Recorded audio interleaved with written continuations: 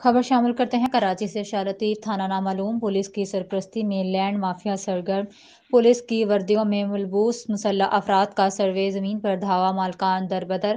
مراد Memon survey 113 کی 107 ایکڑ اراضی قبضہ مافیا کے شکنجے میں۔ شاہ لطیف ٹاؤن کی حدود خاص کھیلی گوٹ سرودہ مراد میمن کی 107 ایکڑ اراضی پر پولیس موبائلوں میں سوار وردیوں میں ملبوس مسلح افراد نے اچانک دھاوا بول دیا، جس سے علاقے میں خوف و ہراس پھیل گیا۔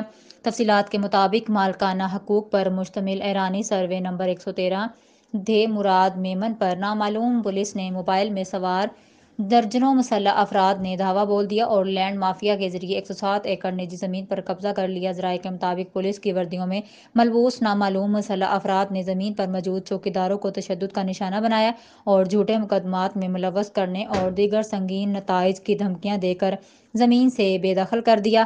اس ضمن میں علاقہ تھانہ کو اطلاعات دیے جانے کے باوجود تاحال کوئی ایکشن نہیں لیا گیا۔